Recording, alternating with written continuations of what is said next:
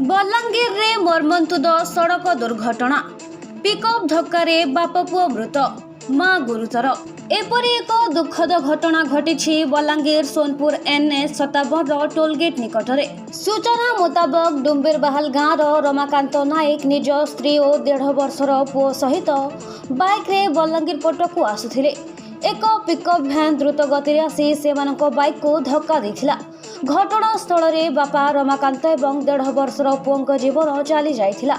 गुरुतर अवस्था रमाकांत स्त्री बीणापाणी नायक को बलांगीर परे बुर्ला मेडिकल को स्थानांतर करा जायथिला। सेठारे बीणापाणी मृत्यु होइथिला। उत्त्यक्त लोके क्षतिपूरण दाबी रे टोलगेट निकटरे टायर चली रास्ता रोक करथिले। अन्यपटे पुईतला पुलिस पिकअप गाड़ी को जबत करने सहित ड्राइवर और मालिक को अटक रखी पचराउचरा जारी रखी।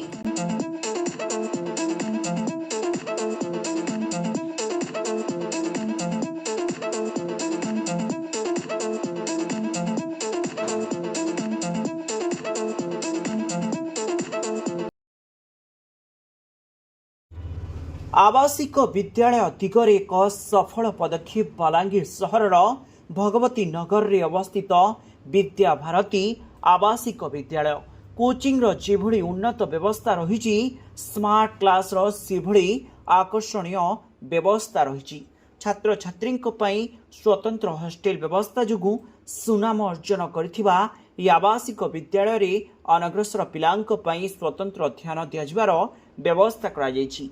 एसहित कंप्यूटर शिक्षार व्यवस्था एवं यातायात बस व्यवस्था जो छात्र छात्री भितर उत्साह सृष्टि होइछि। विद्या भारती आवासिक विद्यालय रे निज पिलांकु एडमिशन कराइबा जोगाजोग करंतु। Mobile number 9438311711 9437320855।